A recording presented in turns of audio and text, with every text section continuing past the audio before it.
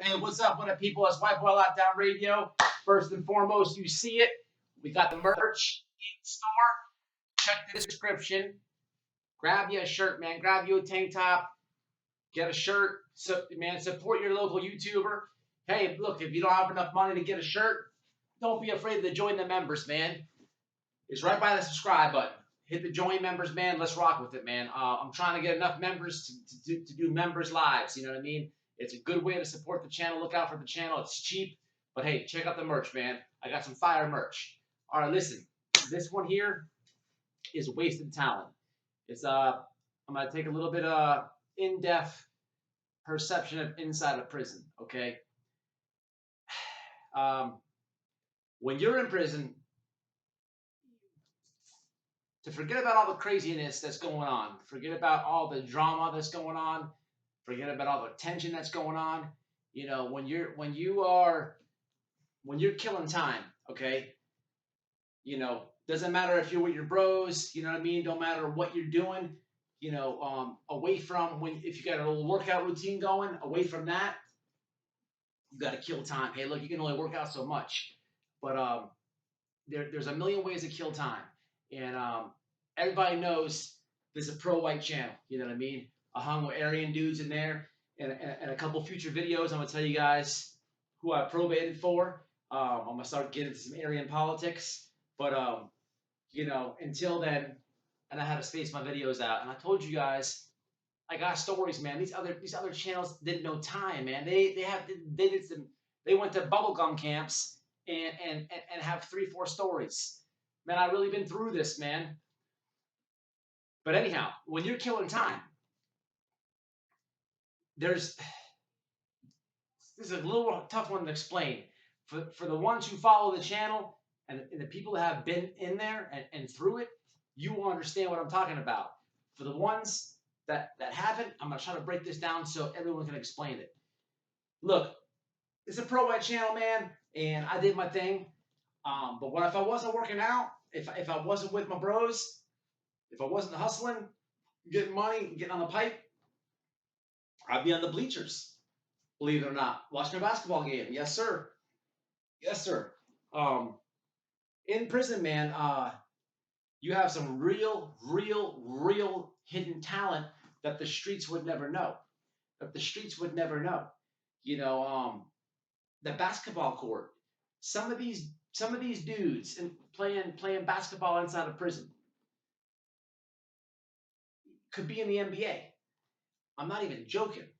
These dudes are as good as the best NBA player. Not even joking. Dunks, everything. When there's a full court basketball game there, I'd be watching. If my workout was done, politics, whatever else, I'd be over there watching. For two reasons. Usually something pops off over there. It's straight street ball. I mean, fouls, all that. In prison, you got to do. You have to really hit the ground to call a foul. It's like looked at as your socks if you call it. And then dudes purposely come down with a rebound. They purposely do all that. Purposely. I was friends with two white dudes that I knew that could really ball. The first one was Bird. I spoke about Bird on the Visitation series. Check it out. That's the dude. Bird was the dude in my first bid who his people came to see him all the way from down south. I believe it was Lauderdale, and as they were seeing it, they never planned to visit with him. Okay, they were doing something with whoever else, and they had a whole bunch of powder in the car. A whole bunch of powder in the car. And as they were going from down south to wherever they were going, they stopped in the prison to see Bird. And weekend, on that weekend, the COs did a random dog thing. They had every blue moon, they'll run the dogs through the dorm. They jump all in the beds, everything.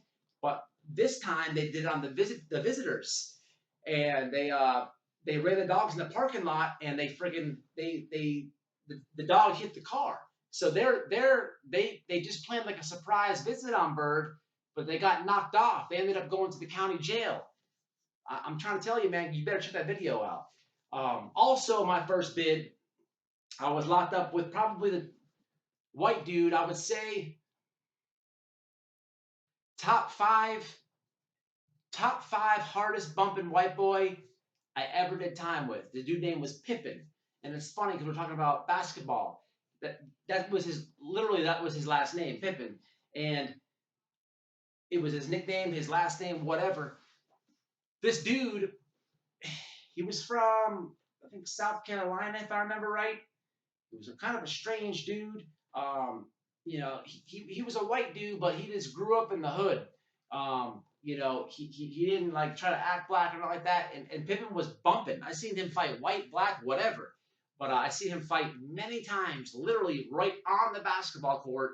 And because Pippen was in my dorm, shit would pop off on the basketball court, and Pippen would, it, the tension follows you to the dorm. Soon as we move back to the dorm, they call yard, hey man, tighten up. And then Pippen's up there.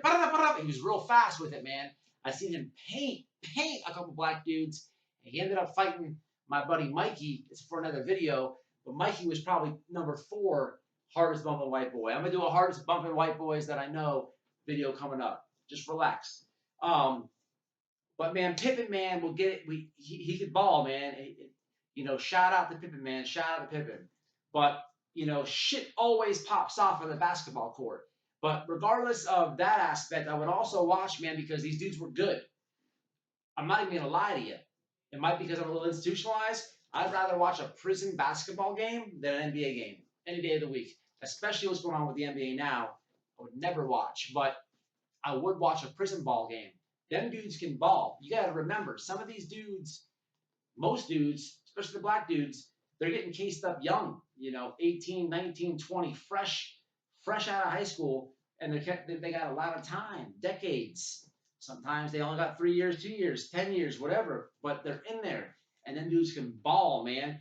And I used to watch it. It was better than the TV. I literally have worked out on the yard, went to canteen, sat on the bleachers, watched a prison basketball game, went back in. They didn't count, did everything else, read my magazine. Later on in the night, going to fill my tumbler up with water, look in the TV room. They had the NBA on.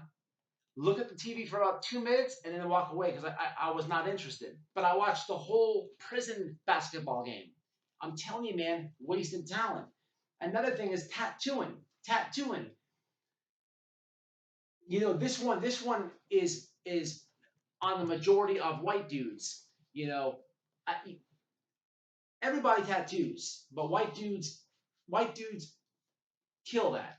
White dudes are running tattoos. Some people will try to say, man, nah, the Spanish dudes, this and that, and there's some fire ass black dudes. Yeah, you know what I mean. But in reality, white dudes are killing it with the tattoo game. You know, not they all are not going to prison tattooing. Not everybody. I told a story about Tiger. If you haven't checked that video out, I know that a lot of new subs here, but there was I'm gonna talk about Tiger for 2 seconds. Tiger, if you guys go way back past the visitation video, you're gonna see I don't even know what it was titled, but it has a hashtag hard intentions. My buddy Tiger, he was a skinhead.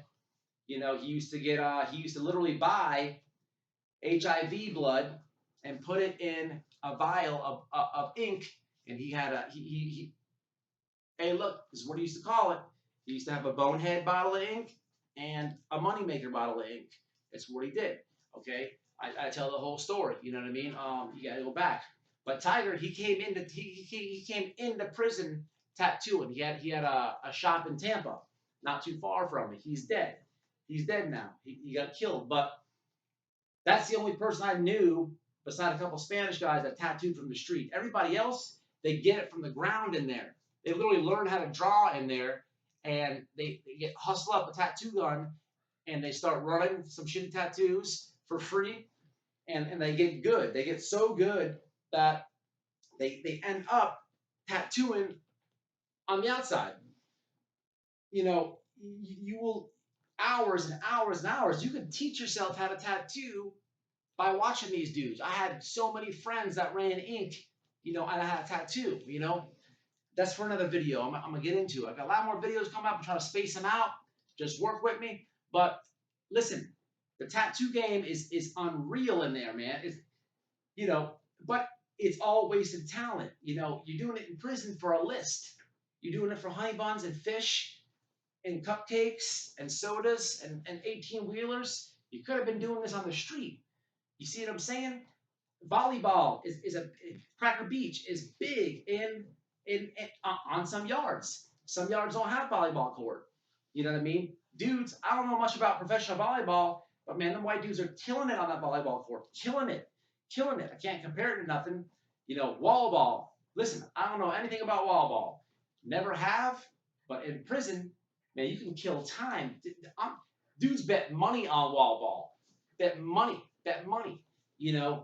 I'm not gonna lie. The Spanish dudes here in Florida, the Spanish dudes got the upper hand on it, but that's up for any race, man. There's some good black dudes. There's some good Spanish dudes. Some fire ass white dudes. Well, if I had to, I don't know who had the advantage of that, but man, wall ball. I'm not just talking about two idiots going up there hitting it. I'm talking about like a 10-minute game. Where that ball is going. It looks like highlight if you ever been to a highlight game. You know what I mean? But listen, man, there's a lot of wasted talent in there. It goes for everything, man. Even fighting, even fighting. I haven't even said this too much on the channel, but you know, when dudes hit that wall, dudes hit that wall. There's a way that people fight in prison. Okay, this is very hard to explain, but you know, listen, I've only fought one white dude on both bids. Everybody else has been black. Okay, them dudes. Everybody has a way of fighting. Think about the last time that you got into a fight. I don't care how long it was or how recent it was. If you fight out here in the streets, you know how to throw hands. You know what you're gonna do. In the chain gang, so many dudes come up through a jit camp, and they do a sidestep in there. It's a classic sidestep. It's called. If I could break this down, it's like defensive fighting. So you will see people get up in there and they're real swift with it, and it's a sidestep. And it's exactly what it is. They'll square up if they think that they can rock you. They're going to offensively fight. But otherwise, it's a sidestep. They're going to wait for you to throw that punch. As soon as you throw that punch, they're so swift with it. They look like literally Roy Jones Jr. or something like that. I mean, these dudes get with it, man. And hey, look, man, if you're out here fighting on the street trying to throw haymakers, man, you gotta adjust to that. I ain't never been to a jit camp.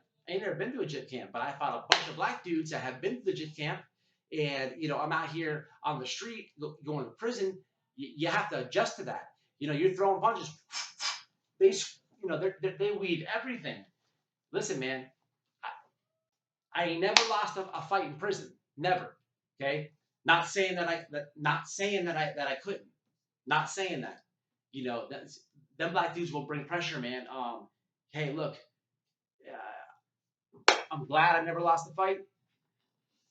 I'm undefeated in there, but I'm not saying that I couldn't lost. But I had to adapt to learn how to fight, and I had to watch other people fighting. You go from just wanting to see something because you're bored to learning because you have to. You can't just sit back and watch when the news are on the wall and hold your nuts on the other whoever you want to lose and expect the other guy to win. You have to really pay attention. Okay, I did a video on that too, the politics of fighting in prison. Check it out. 3 videos I shouted out, old videos. But listen, man, there's a lot of wasted talent in there, man. A lot of wasted talent. Drawing. I talked about basketball, fighting, volleyball, wall ball, drawing, man. Not even tattooing. Dudes, I have never seen this before. For the ones that have been in, you know what I'm talking about. Dudes will literally, if your people mail you a picture, just a picture. It could be a picture of you and your girl on Instagram or something, and you're like this with her or this with her. They will literally take a piece of paper and draw that image with lead pencil. to the T with shading and everything. It's crazy. Them dudes make a lot of money. It's a big hustle, you know. But man, that's like genuine, real, official art. You know, they pick it up in the chain gang. It's dead time. If them same dudes would do that on the street and put it on a website, they would make bank. The COs come in. The COs come in and they're like, hey, they pay the dudes. So the COs take it, put it in a frame, put it up in their house. The COs come in and pay the tat dudes to draw them shit. The COs, I've seen the COs come in, pay the tattoo guys to draw them their tattoo. I can't say that I ever seen a CO get tatted by an inmate, but they'll take that same drawing, that pattern, and bring it to the streets. This dude has the free world out there to go do that at, but he's using inmates. It's cheap. Give him a can of dip, pack of cigarettes, because that same amount of time for a tattoo artist to draw all that is going to cost him a hell of a lot more. I'm telling you, there's a lot of wasted talent in the chain gang. I can go on and on and on about this. You know, on and about this. I'm just giving you examples off the top of my head, experiences, shit that I've been through. But what I'm telling you, man, is, you know, it's a shame because before I say that, rapping, or any type of music in general, you know, when lights go out and it's count time, man, you always got somebody who's singing, you know, and you would think in prison, well, it depends what they're singing, but you would think in prison, you know, shut the fuck up or something like that, you know what I mean? But it's nothing like that. It's you know, these dudes, you know, the dorm will get quiet and they'll cheer it on, especially if it's like something known, you know, one time, and it doesn't even matter what it is. It's almost like a moment of clarity for everybody, no matter what race, no matter what gang. I give you two instances of that. You know, one time there was a black dude. He was like, I guess he was like an R&B dude or whatever, and he was singing Akon, Locked Up, because you know, this is my first time in, not on an MP3 player, but on the radio. You know, you get these cheap little clear plastic radios. They're cheap, but he had tuned in the local station up there. It came on, and it was count time. It was real quiet, so he started singing it. He got the whole dorm to start singing it. It was the only time you'll see something like that happen. Literally, literally, gangs with gangs singing it. Everyone's on their bunk quiet. You know, and in that instance, it brings the tension down a little bit. You know what I mean? Because afterwards, everyone starts laughing. Another time, you know, it was Raven. I got him on dudes I've been locked up with, interviews of dudes I've been locked up with. You know, Respect came on. Respect, respect. We got the whole dorm singing that. So the whole time for white dudes to unify, and it was a time for black dudes to unify. But man, the whole thing is everybody jumped in with it. But you know, at the end of the day, you're always gonna see dudes rap battle in there, and it doesn't matter if it's under the pavilion on the yard or in the dorm. And some of these dudes can really rap, you know, really rap. But man, it's that they're stuck in prison with it. They could get out and get record deals, man. It's crazy. And the saddest thing about this video is I'm trying to paint you so many different stories and whatever else, but you'll never understand it unless you were in there. And even sadder, the the people with the talent will never get the opportunity to do anything with it. It's just the way it goes. It's part of what you pay. But listen, there's a lot of wasted talent in there. I can go on and on about this. Um, you know, salute to the ones, man, who have picked something up and and ran with it inside. You know, but even a bigger salute, man, if you get out and do something with it. You know, and respect, man. And shout out to everybody locked down, man. But hey, look, it's White Boy Lockdown Radio. You know, stay solid, man. Stay safe out there, and definitely stay out. Hit that merch store if you can. Join the members if you can. If you can't, that's all good. I appreciate all my subs, man. We're growing. And hey, look, I got a lot of other videos coming. You know, by the time I upload this and actually schedule it, I don't know when you're going to see it, but I'm going to get into some good topics that I've been holding back, man, for my audience to grow a little bit. I want to tell you guys about what organization I was probating for. I should have a patch. I'll explain it. I want to explain a whole bunch of other things, man. Just work with me. I know what I'm doing. I need the audience to grow. So before I end this video, man, I want to say one thing. Man, get your mama, get your daddy, get your sister, get your brother, get your cousin, get your boss, get the BLM, get the clan, get everybody to subscribe. Share the video to all them. The phone's ringing. The fat lady has sung, and I got to go.